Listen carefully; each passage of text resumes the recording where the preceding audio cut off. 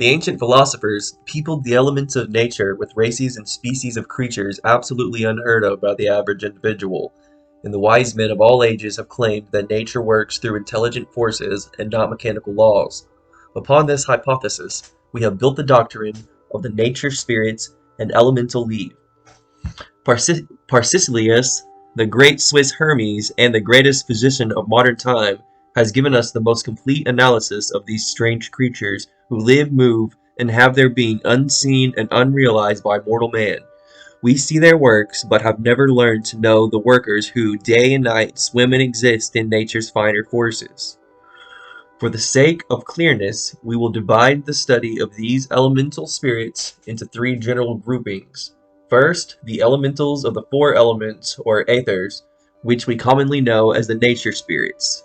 Secondly, the man-created elementals of the astral and mental planes. And third, the dwellers on the threshold, or the individual elemental. These three groupings are the same that have been used in the ancient wisdom for thousands of years. This first lecture will be given over the analysis of the first group of the elementals of the aethers. The four elements. According to the ancient doctrines, the universe is composed of four principal elements. That is, of course, the tangible universe. These four elements are under the rulership of the lords of form, who are sometimes referred to as the four-headed cerebrum. The four-headed cerebrum who stood at the gates of the Garden of Eden. The four-headed cerebrum which with its brother creation knelt upon the mercy seat of the Ark of the Covenant. The four beasts of the Apocalypse. The four aspects of the great Assyrian Sphinx, and the Babylonian man-bull.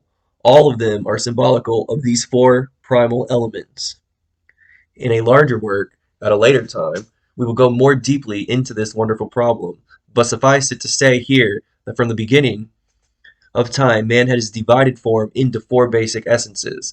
These four basic essences are the basis of all things cognizable by human matter, material body centers of consciousness, and all things superior to these four essences can only be cognized by spiritual vision. All of the many complex forms which appear in this world as the products of the geometrical outpourings of the lords of form, or the great body-building divas, are the expressions of four streams of life. These four are referred to as the rivers of life pouring out of the garden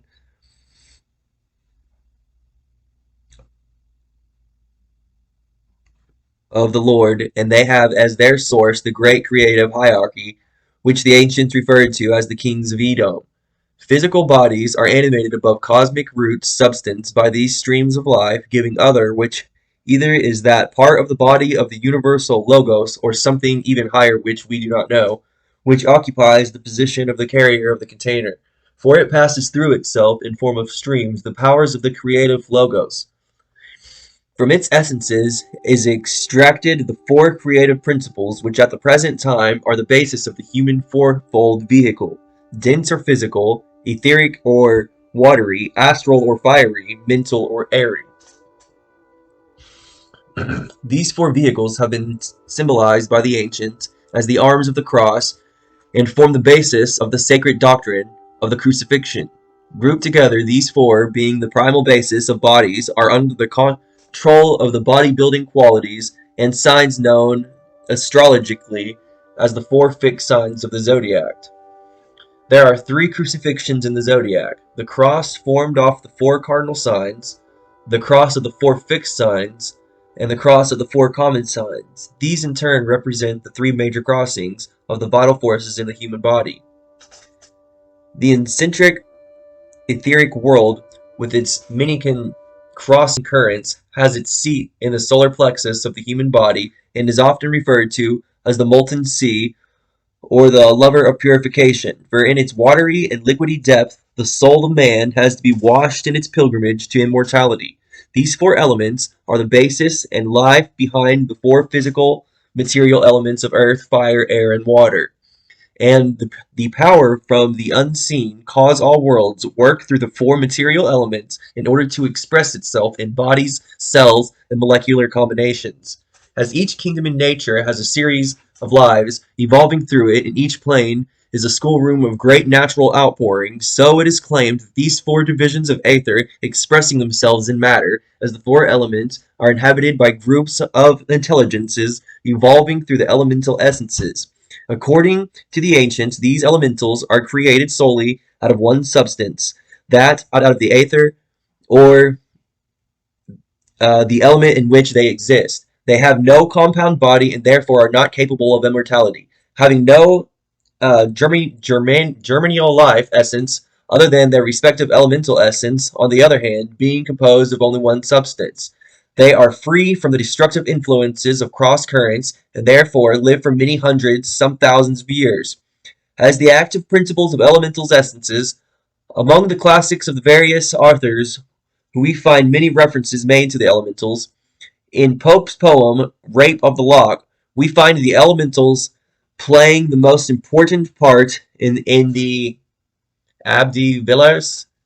I do not speak this language. We find a very exhaustive thesis on these strange people of nature. They are varying shapes and sizes, according to their works and duties, and their bodies are varying degrees of density, according to the element in which they work, the gnomes being the most dense, consequently more subject to the laws of mortality, while the sylphs being the most preserve themselves the greatest length of time. The nature of spirits and elements. There are four general classes of nature spirits, according to Parsicides and the Count de Gabalis. First, the gnomes, under the general heading, we find these creatures we know as the tricksters, hobgoblins, elf, forestmen, brownies, dwarfs, little old men of the rocks, and many other similar titles. They live in the element of earth and are said to work among the rocks, and to some degree with trees and flowers. They live in the rocks and among the trees, and are said to be of dwarf size, rather heavily built, with their garments growing as part of them. According to Parsicides, they marry and have families, living in a strange world which the Norse people called Elfheim. They are said to have come out of the earth, and that now they penetrate it to the very core. They also live in the caves and work with the molding, or stalactites and stalagmites, those great pillars of lime that are found in the subterranean vaults. These little people are often seen by children who remain clairvoyant up to about the 7th year. In the forests and woods we often see them storing up provisions for the winter, a great band of busy little people who are given charge of the molding and forming of earth, and under the direction of wiser ones have charge of all the solids, bones, tissues, etc. of the human body, which they labor with and restore. No bones that are broken would be set were it not for the assistance of the gnomes. They have their king, who they obey and respect. He is called the Gob, which is the basis for the word goblin.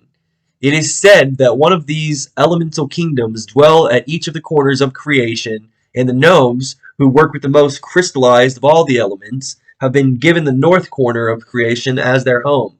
The ancients said that the gnomes governed their secret treasures and hidden things of the earth, that those who would seek for material treasures hidden in nature must gain the support and assistance of the gnomes, who will either unveil it for them or else so conceal it that they cannot find it. Each species has its own traits, and the gnomes are very miserably greedy and fond of good things to eat. But on the other hand, they work constantly, are very patient and faithful, and would be called in our world steady and temperate. Occasionally they meet in great concaves in the heart of some dark forest or among the rocks, and from them came that wonderful story of Rip Van Winkle and the legends of the Sleepy Hollow. They serve mankind all the time, striving to assist him in his work. They work intuitively through the elements, and while they have a certain form of mentality, it is much less than ours. They are not capable of expressing themselves or manifesting themselves through any substance except their own element, and that hypothetical aether which pervades solid crystallized substances as the first etheric essence is the only substance in which the gnomes can function. They are very busy little people and play a great part in the development of man. Certain forms of gnomes dwell in old ruined castles, and they are one of the reasons why old buildings are overgrown with vines and creepers, for they are eternally seeking to beautify nature.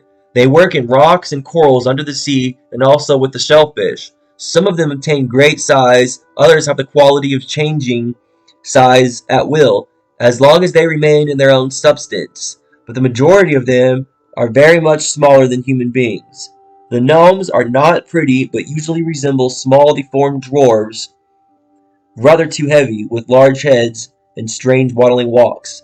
As they dwell down in the darkness and gloom, they are said to have certain effect upon human disposition, and so the gnomes govern the Saturnian melancholy, gloom, and despondency. The Undines. The Undines are the nymphs, naiads, mermaids, Syrian, harpies, sea daughters, and sea goddesses of the ancients. They are the elementals whose home is in the water and are said to live in the oceans, lakes, streams, and rivers of the earth. And incidentally, they govern the liquids and vital forces of the human body. As the gnomes represent the sign of Taurus in the zodiac, so the Undines are having to do with the life and vital forces of nature. They are said to be very beautiful, and their kingdom's beauty seems to be the keynote of power. They have many qualities similar to the gnomes, dwelling as they do in a world of their own, but they are generally considered to be amicable and fortunate, nor are they dangerous in any way to you, but serve him in the spirit of love and sincerity. They have the rulers as the gnomes, who are supposed to be very superior, and the most wonderful of them is called the Nexa, whom they obey and revere very highly. All of those beings revere God and know him and seek to obey him in every way. The Undines have been given the western corner of creation and are said to sometimes whisper through the west wind, which is their power. They work with the creatures living in the sea and also are said to have an important part in rain. The ancients, especially Persicles, considered that storms were usually caused by the battles of natures and spirits, and that the crossings of their qualities resulted in the great wars in the heavens, which we know as storms and upheavals. These sylphs are of about the same size as human beings, usually of great beauty, and are symbolized generally as maids draped in sea form or riding seahorses, or mermaids with tails of fishes. They live much longer than the gnomes, being composed of a subtler essence and finer qualities of aether, but they are also subject to those laws of mortality. They seem especially interested in plants and flowers, probably because the plant is composed an etheric double of the same quality of aether. The Undines, of the cheerful but not very emotional quality, being vital in temperament, are very beautiful, therefore they have considerable influences upon the vital temperament of the human being. The nature spirits are sometimes visible to the human eye, but can only be managed or ruled by those who are perfect rulers of the elements in which they live. The mastery of elements by man gives him rulership over these kingdoms of being. According to the ancient, these creatures were originally under the dominion of the Adamic man and are always under the influence of the man or creature who is the master of their element. They serve sincerely, though they do not realize or recognize the needs of the race they serve. Under the wise guidance and assistance of higher hierarchies, these creatures are the intelligent bases of natural phenomenon, assisting in the placing qualities and powers in plant, mineral, animal, and man. In the second part of this lecture, we will take up the analysis of the sylphs and the salamanders, which are the two higher tribes or groups of nature spirits, having charge of the two higher elements of fire and air. Many will not care and accept the reality of these creatures, but as they form part of the great occult hierarchy and are the incarnation of natural principles, it is necessary that we give them attention and a certain amount of study. Under the certain conditions, these creatures have attached themselves to man and served him faithfully and well, as in the case of the demon of Socrates, and in the many cases have been mistaken for angels, demons, and other supernatural leave. They are said to also exist in essence in the chemicals of nature, and not only are there elementals of our earth and scheme of things, but of other planets and solar systems as well. There even being star and sun elements. The main difference between them and man is that the evolving kingdoms that we know consist of complex organisms composed of spirits and a chain of vehicles, while the elementals have no substance in their composition, save the one aether form which they are formed, and the only evolution they can have is in the compound evolution of their other form, which they cannot disassociate themselves. This lecture will be continued in part 2. This is from Manly P. Hall in 1923.